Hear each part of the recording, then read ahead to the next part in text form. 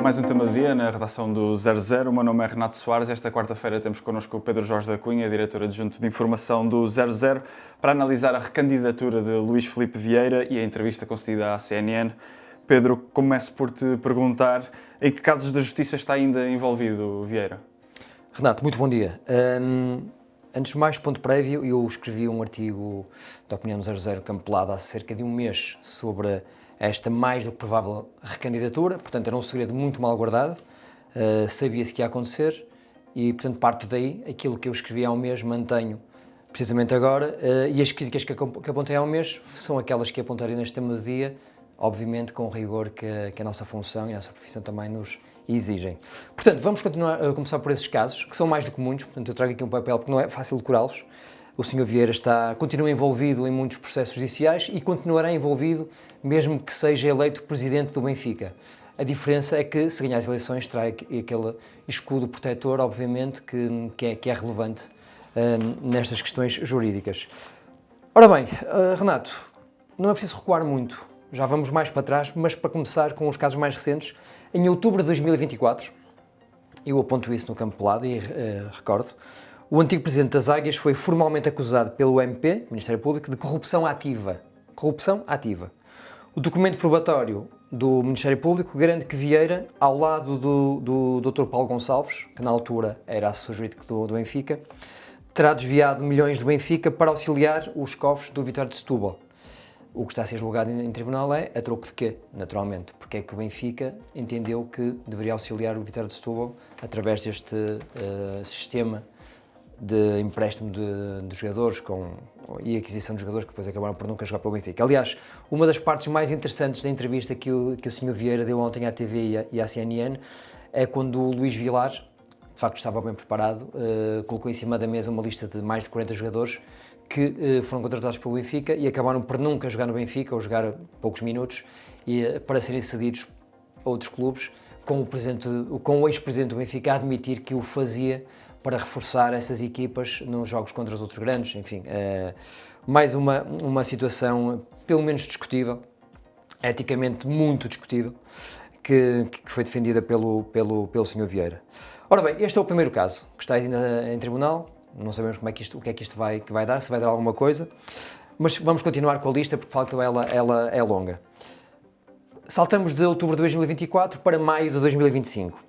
O mesmo Vieira, que é uma personagem omnipresente em tribunais e processos judiciais, esteve no Tribunal Central Criminal de Lisboa a responder no âmbito do famoso processo Saco Azul. O que é o Saco Azul? Em causa está, acima de tudo, um alegado esquema de pagamentos fictícios por parte do Benfica e da Benfica SAD a uma empresa de informática externa ao Grupo Benfica, Questão Flexível, num valor que ultrapassa os 1,8 milhões de euros. O Ministério Público entende que o Estado terá sido lesado em 500 mil euros, o Benfica, provavelmente, certamente, em muitos mais. Segundo processo. Terceiro processo, se calhar o mais grave de todos até, diria. Todos são graves, naturalmente, mas este se calhar até é o mais grave de todos. A tristemente famosa Operação Cartão Vermelho. Aqui o Sr. Vieira é suspeito de... Portanto, não é o Pedro Cunha que diz nem o 00, é o Ministério Público. É a Justiça Portuguesa que o diz. E Vieira terá naturalmente direito a defender-se. O Sr. Vieira é suspeito de crimes de abuso de confiança, burla qualificada, falsificação, fraude fiscal e branqueamento de capitais. Em causa estão a compra e venda de 55 jogadores em negócios que terão gerado comissões de 10 milhões de euros aos empresários Bruno Macedo, Ulisses Santos, Isidoro Jiménez e Juliano Bertolucci. A informação nasceu num relatório da Autoridade Tributária e, portanto, é mais um caso que está a ser julgado e que pode acabar bem ou mal para o Presidente do Benfica. Muitas vezes nós sabemos que o arguido acaba por ser ilibado por falta de provas ou por não haver provas concludentes, o que não o afasta completamente de um comportamento, pelo menos eticamente, reprovável. Bem, mas fomos mais para trás ainda, Renato. Quando o Sr. Vieira foi detido em julho de 2021, ele já estava na altura como arguido e acusado na Operação Lex, no Mala Tchau, no caso dos vouchers, no caso dos e-mails e no indescritível é toupeira. E o é toupeira vale a pena colocar aqui este adjetivo indescritível porque de facto é uma coisa que até hoje não compreendo. Eu tenho a sorte de ter dois amigos muito próximos de infância, que são hoje em dia juízes, e tentei também informar-me com eles como é que é possível que tenha sido provado em tribunal e depois castigado pelo tribunal o Dr. Paulo Gonçalves, que era uma das 4 pessoas mais importantes do futebol Benfica à época, e o Benfica SAD, com o Sr. Vieira, mais o Rui Costa e o Domingos Soares de Oliveira, tinha ficado fora deste julgamento. Ficou provado na altura que o Sr. Paulo Gonçalves, o Sr. Dr. Paulo Gonçalves, tinha corrompido funcionários judiciais para aceder a informações ou do Benfica ou de rivais do Benfica, sendo que o magistrado, não me recordo se era um homem ou mulher, na altura entendeu que o Dr. Paulo Gonçalves terá feito isto, portanto, a motu próprio, esquecendo-se que na altura era uma figura de grande influência no Benfica. Eu já escrevi sobre isto, atenção, portanto estou a repetir aquilo que escrevi e a dar a cara também em relação à minha opinião sobre estes temas. Tentei informar-me como é que isto é possível e mesmo no mundo judicial esta decisão foi um bocadinho incompreendida, porque de facto não é fácil, no fundo o Renato Soares é jornalista do 00, comete algum ilícito que aparentemente favorecia o 00 e mesmo assim o 00 fica de fora desse julgamento, sendo apenas responsabilizado o Renato Soares. São opções judiciais, obviamente que certamente bem sustentadas, mas para quem está de fora não é fácil perceber. Poderemos ir um bocadinho mais longe, se tivermos algum tempo ainda mais, Renato, se me des esses minutos. Força. Porque há aqui uma situação que para mim é mesmo gravíssima, de gravidade extrema, e eu acho que ontem não foi falada na entrevista. Eu vi a entrevista com atenção, mas julgo que não foi falado sobre isto. Em dezembro de 2019, o Benfica lançou uma oferta pública de aquisição, uma OPA. E então o que é que aconteceu? O Sr. Vieira tinha um amigo que era conhecido como Rei dos Frangos, um amigo de longa data, há mais de 50 anos, que também foi detido na altura, no mesmo dia do Sr. Vieira, que reforçou a sua fortuna pessoal na altura a comprar ações por €1 e a vendê-las a 5. Portanto, quintuplicou a sua fortuna através desta oferta pública de aquisição. Uma aquisição foi lançada sob os bons auspícios do seu velho companheiro, Luís Filipe Vieira. O Ministério Público, mais uma vez, não é o 00, não é o Pedro Cunha que o diz, considerou que o Sr. Vieira e o Sr. Rei dos Frangos concertaram posições num esquema ardiloso para quintuplicar um investimento que aparentemente seria normal. Não era, e a própria CMVM concordou com a posição do Ministério Público e chumbou a operação. Portanto, estaremos aqui mais algum tempo, acho que está mais ou menos explicado porque é que, no meu entender, enquanto jornalista, diretor adjunto do 00, entendo que este senhor não tem condições morais mínimas, nem éticas, para ser recandidato e presidente do Sport Lisboa Benfica. Feito à parte esta nota importante, Pedro, agradeço-te por isso. Olhando agora mais especificamente para a recandidatura do Vieira, com este Luís Filipe Vieira outra vez nas contas da presidência do Benfica, quantos candidatos é que há às eleições? Esta resposta vai ser mais curta, portanto é mais objetiva. Portanto, com a entrada de Luís Filipe Vieira em cena, o Benfica passa a ter 6 candidatos. Rui Costa, João Noronha Lopes, Martim Maier, Cristóvão Carvalho e João Diogo Manteigas. As eleições são a 25 de outubro, portanto temos cerca de 2 meses até lá.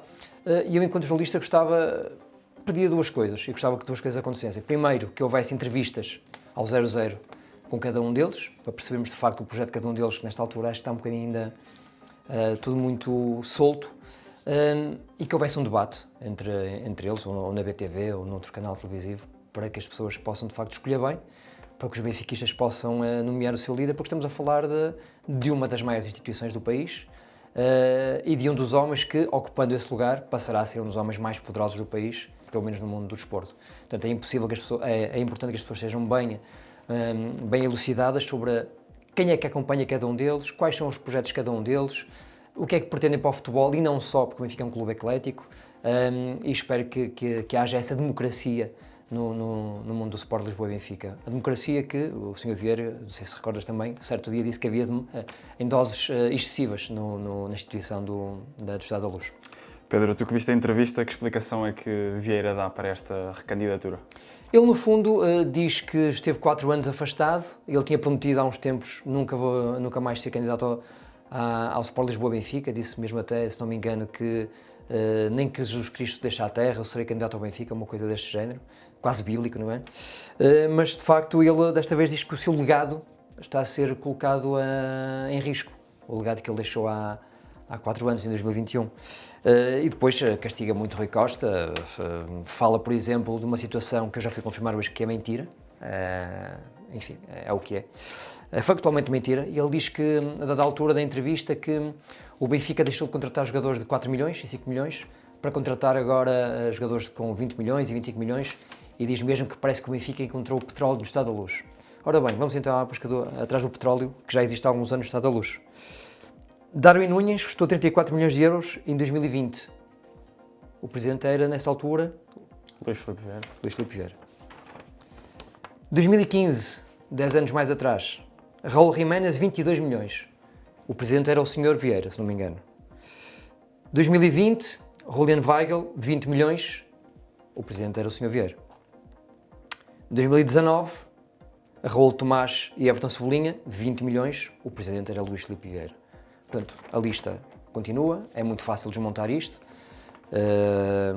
Os argumentos de Luís Filipe Vieira são válidos na sua cabeça, naturalmente, e quem o acompanha. Agora, este exemplo concreto que o Benfica começou agora recentemente com o Rui Costa a contratar jogadores de 20 milhões, 30 milhões, é falso. Já vem de muito mais de trás, já vem da fase em que Luís Filipe Vieira era presidente do Benfica e, portanto, é uma opção legítima do anterior presidente e do atual presidente. Agora, o que não é legítimo é mentir objetivamente, e julgo que ninguém na altura, ontem, teve acesso a esta lista, que no 00 facilmente chegamos a ela. Portanto, ele no fundo explica isto de uma forma muito resumida, porque entende que, sob a gestão de Rui Costa, o Benfica pirou bastante em 4 anos e está a estragar o legado que ele terá deixado em 2021, na altura em que foi detido. Além disso, nota-se perfeitamente que há aqui um ataque também acérrimo a Pedro Proença.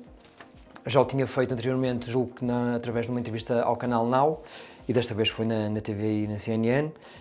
Obviamente que a dada altura, não quero também dissecar muito isto, mas a dada altura, algum dos jornalistas de ontem questionou que em 2019 Luís Filipe Vieira apoiou Pedro Proença na sua candidatura à Liga.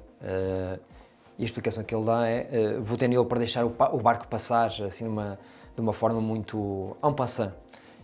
Só mesmo para acabar este ponto, porque foi das partes que eu achei mais tristes, até porque nós trabalhamos neste mundo do jornalismo e no mundo do desporto.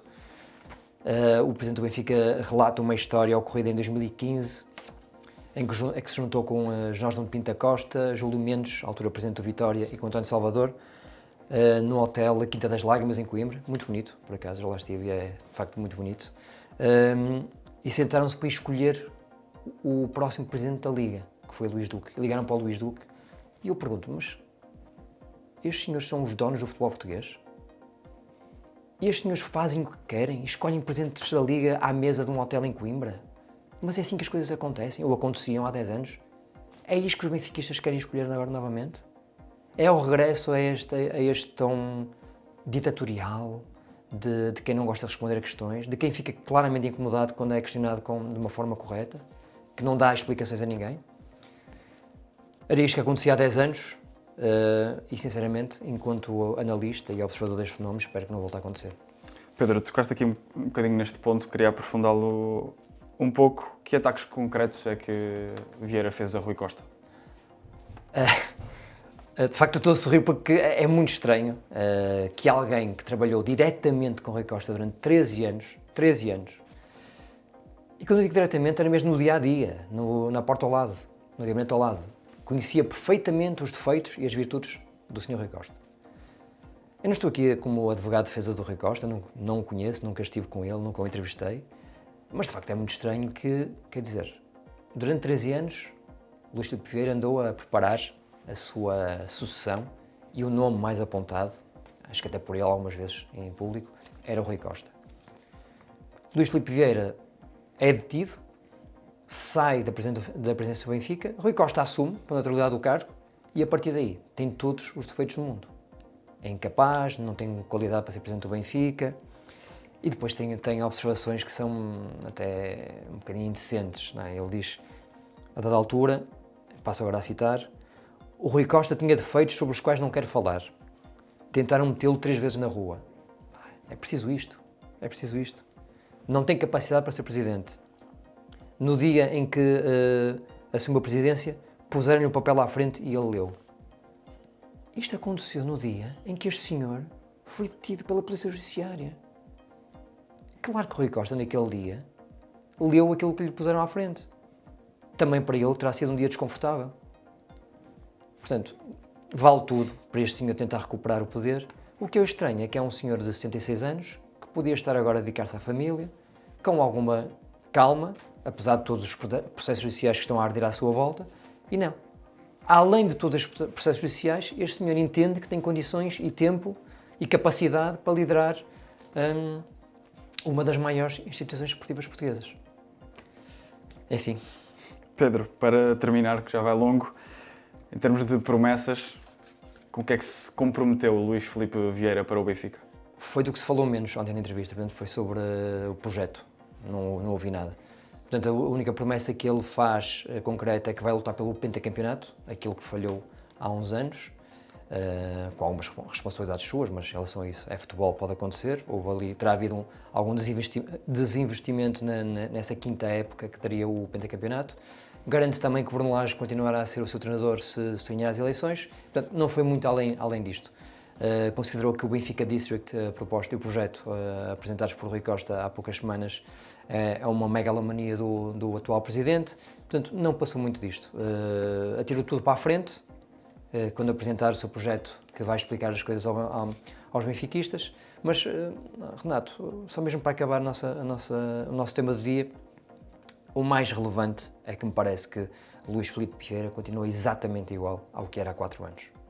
No dia em que foi detido pela Polícia Judiciária, este era o Luís Filipe Vieira e passado 4 anos é exatamente a mesma personalidade, com as suas virtudes, naturalmente. Fez muito pelo Benfica, essencialmente no projeto imobiliário no Seixal, a academia.